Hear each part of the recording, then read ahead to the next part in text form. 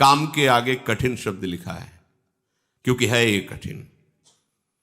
जैसे जैसे आप भगवत मार्ग में आगे बढ़ेंगे तो हो सकता है आप और इंद्रियों को शासन में लेने की चेष्टा करें। हो सकती भी इंद्रिया और शासन में, आप देखना न चाहें, सुनना न चाहें, बोलना न चाहें, चखना न चाहें, पर भक्ति का परम विरोधी शत्रु ये काम बख्शने वाला नहीं। ये बहुत भयानक शत्रु है काम, जनेन्द्रिय जन्य संयोग जन्य काम। प्रायः मार के गिरा देता है, आगे नहीं बढ़ने देता। ये काम शत्रु ऐसा है, सबसे बड़ा भयंकर ये राक्षस है। ये इतना खाता है फिर भी कभी अघाता नहीं, अर्थात चाहे जितना भोग लो कभी तृप्ति होने वाली ही नहीं है। भगवान ने इससे बहुत बड़ा वैरी कहा है गीता जी में, और अर्जुन से कहा मार इस दुश्मन को, मार सबसे पहले इस काम को गिरा। अब आप विचार करके देखो, यदि आप अपने हाथ से ही, अपनी वासना से, अपनी कामना से, अपनी चेष्टा से इस काम का स्वागत करते हैं तो आपकी कहां स्थिति होगी। जबकि इस दुश्मन को दुश्मन मानकर मारना है। अगर इसकी प्रेरणा के अनुसार आप कोई कार्य करते हैं तो आप इसका स्वागत करते हैं। जहां काम है वहां प्रेम का प्रादुर्भाव होना अत्यंत कठिन हो जाता है। हो सकता है प्रेम, क्योंकि भगवान का अंश है, पर इसे त्यागना पड़ेगा। और बहुत सुंदर काम के नाश का उपाय श्री चतुरासी जी की फल स्तुति में वर्णन करते। भाव जल निधि को नाव, काम पावक को पानी। और श्रीमद् भागवत में शुकाचार्य रास पंच अध्याय का फल स्तुति में वर्णन करते हैं कि ये जो ब्रजबधू की रास क्रीड़ा श्री कृष्ण के साथ है, इसका जो गायन करेगा उसका हृदय रोग नष्ट हो जाए। विक्रीडितम ब्रजबधू भिरदम च विष्णु, इस श्लोक में वर्णन किया है। यदि हम प्रभु का स्मरण, प्रभु की लीलाओं का गायन करें तो बहुत जल्दी इस हम काम रोग से बच सकते हैं। इसकी बचने की एक वृत्ति है, युक्ति है। अगर वो आप पास रख लें तो आप बच जाएंगे। वो युक्ति नहीं है तो फिर आपको घसीट ले जाएगा। ये अनुभव की बात कह रहे हैं। कुछ बात होती है जो शास्त्रीय, और उसी का जब अनुभव किया जाता है प्रैक्टिकल उसका, तब वो बात ज्यादा समझ में आती है। इस काम को ये देखा है कि उसका कोई भी आश्रय नहीं होना चाहिए, सहारा नहीं उसको होना चाहिए।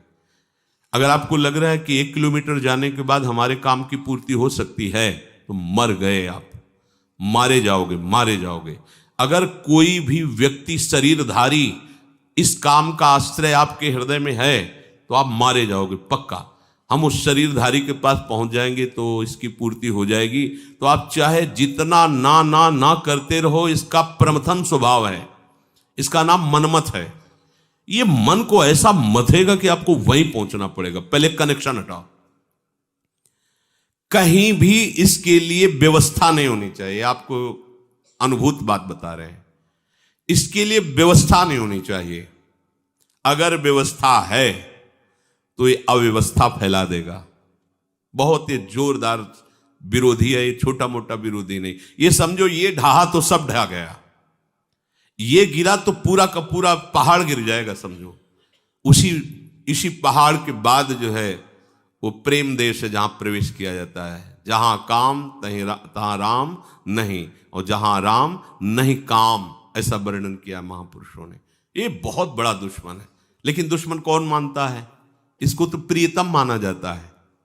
अंदर से देखो, इसे तो सुख माना जाता है, इसे तो बहुत गुप्त रखा जाता है, इसे तो हृदय में छुपा के रखा जाए। अगर कोई कह दे तुम कामी, तो कहेगा तुम्हारे बाप कामी, हम कामी कैसे हो सकते हैं? वो गुस्सा हो जाएगा। वो हृदय में हमारे ये दुश्मन छिपा हुआ है, दूसरा उसे बताना चाहता है, हम स्वीकार नहीं करेंगे, उसे बिल्कुल छुपा के रखेंगे। ये सबसे बड़ी कमी हो रही है। अगर इस दुश्मन को दुश्मन के रूप में देख लो तो पहला बाण मार दिया आपने उसके ऊपर, वो ढेर होना शुरू हो जाएगा। दूसरा, कोई संयोग का विधान नहीं रखना है, कोई शरीरधारी से ऐसे संपर्क नहीं रखना है जिसके पास जाने से इस काम की वृत्ति की पूर्ति हो जाए, समझ लेना। तीसरा, आपको स्वयं में कोई ऐसी चेष्टा नहीं करनी है जिससे इस काम का स्वागत हो। काम के द्वारा प्रेरित कोई भी ऐसी चेष्टा नहीं करनी, उसको सहना है। जो सहन करता है वही भक्तिवान होता है। सहत सहत बाढ़े भगति, और इसे सह वही सकता है जिसने भगवान के नाम का आश्रय लिया है, भगवान के चरणों का आश्रय लिया है, प्रियालाल के सांवले गोरे चरणारविंद का आश्रय लिया है। सहना कोई कठिन बात नहीं है उनके लिए जो भगवद आश्रित हैं। भगवद आश्रय नहीं, फिर सहना तो बड़े बड़ों को ये अपने आकर्षण में घसीट लेता है। पहली बात, इसको दुश्मन मानना है, शत्रु को शत्रु। भगवान कह रहे हैं ये योगियों का, परमार्थ के पथिकों का, ज्ञानियों का नित्य बैरी, ये नित्य बैरी भगवान ने कहा है। ये ऐसा वैसा दुश्मन नहीं है। परमार्थ के पथिकों का सीधा विरोधी ये है काम। पर आश्चर्य, हम इसको दुश्मन नहीं मानते। ये आया और हम स्वागत के लिए तैयार हो गए। जैसी आज हमको ये चाहिए, जैसे कोई अतिथि आए ना, आज हमको ये चाहिए, हाँ अभी अभी व्यवस्था करते हैं, हम ऐसे उसका स्वागत करते हैं। देखो वो जो प्रेरणा करता है, हरि गुरु की सब आज्ञाओं को रौंद करके हम वही करते हैं जो काम प्रेरणा करता है।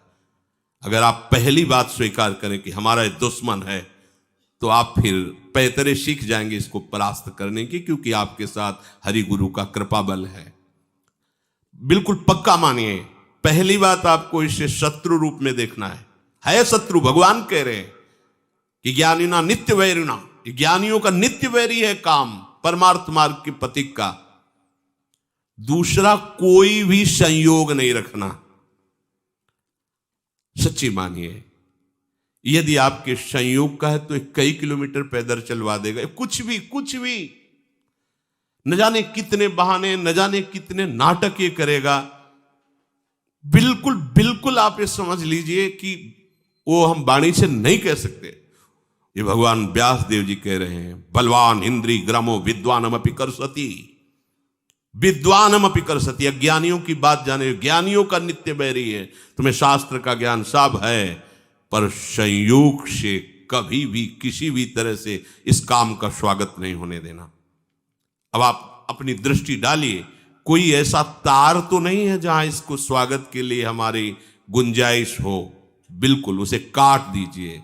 हाँ, भागिए, ऐसे संग से दूर रहिए, चाहे स्त्री शरीर हो चाहे पुरुष शरीर हो, जिसके संग से कुमति उत्पन्न होकर प्रेम रस मार्ग में बाधा खड़ी हो जाओ, हमारा दुश्मन है।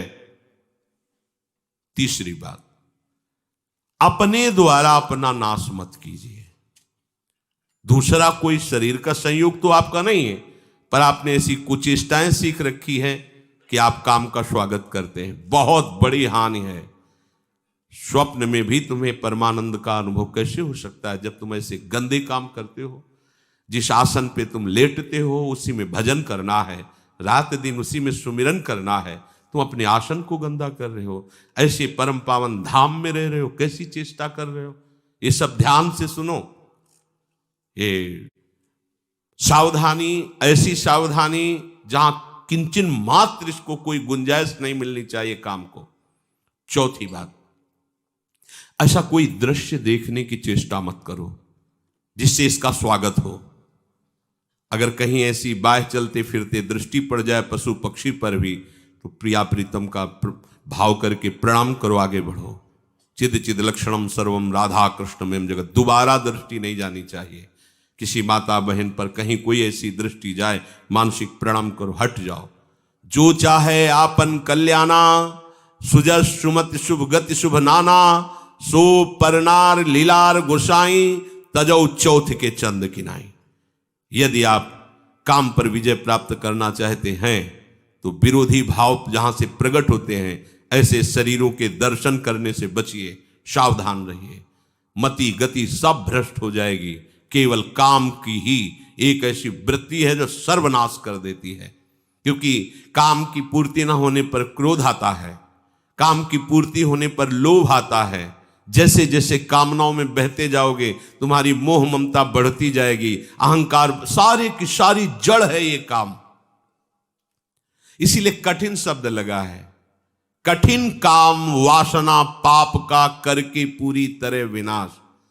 सच्ची मानिए, ये मन बहुत हमारा बेईमान है, ठग है। ये इनसे मिला हुआ है, विपक्ष से मिला हुआ है। हम भजन में रुचि प्रकट कराने के लिए जब इस मन को बैठालते हैं कि नाम जप कर, मंत्र जप कर, तो ये थोड़ा सहयोग देकर फिर हमसे अपना सहयोग मांगता है। थोड़ी देर ये मनोरंजन तो कर लेते हैं, थोड़ी देर ये काम तो कर लेते हैं, थोड़ी देर ऐसा, बस इसकी इस बात को, सलाह को मत मानना, ये ठगों से मिला हुआ है, लुटवा देगा, पूरा का पूरा लुटवा देगा, विश्वास कीजिए। फिर आगे चलकर एक ऐसी स्थिति आती है जिसमें काम का स्फुरण होता है। ऐसे स्फुरण हुआ, शांत हो गया, क्योंकि उसके लिए कोई भी बढ़ावे वाली वस्तु नहीं रह गई, न स्वयं में क्रिया है, न कोई संयोग का विधान है। तो ऐसे स्फुरण हुआ, खान पान या किसी जरा सा क्रम बिगड़ गया, ऐसे स्फुरण हुआ, फिर शांत। फिर जब आनंद की अंदर स्फूर्ति होती है, ये रह ही नहीं जाता है। फिर जब भाव प्रकट होता है तो आसपास विषय बिछा हुआ हो तो भी जैसे भुने हुए चने में कहीं अंकुरण नहीं हो सकता, दिखाई चना वैसा ही देगा आपको, वैसी आकृति वैसा, पर उसे कितना भी खाद पानी लगा दो नहीं, ऐसे ही नहीं। स्वात्मा रामम विषय मृग तृष्णाम भ्रमयति, जो आत्मस्वरूप प्रभु का साक्षात्कार किए हुए उसमें काम वासना का उदय ही नहीं होता है। ऊसर बरसई तृण नहीं जामा, संत हृदय जिमि उपज न कामा। जैसे ऊसर भूमि में कितनी भी जल खाद लगा दो, अंकुरण नहीं हो सकता, ऐसे ही संत हृदय में कभी काम का प्रवेश नहीं हो सकता। पर पहले था, फिर भगवत आश्रय से, भगवत चिंतन से, भगवत कृपा बल से नहीं। ऐसा नहीं कि कोई गर्भ से पैदा होते ही निष्काम, या तो भगवान है या तो भगवत प्राप्त महापुरुष जगत कल्याण के लिए जो आते हैं वो होते हैं। तो अपने को हारना नहीं, क्योंकि अपने पास प्रभु हैं, प्रभु का बल है। कठिन काम वासना, अपने सबसे बड़ी गलती करते हैं, इसको पहली बात दुश्मन नहीं मानते, दूसरी बात इसकी व्यवस्था रखते हैं, तीसरी बात स्वयं क्रिया की चेष्टा करते हैं, चौथी बात हम ऐसे उसके बढ़ाने वाले दृश्य देखते हैं, बातें करते हैं, सुनते हैं।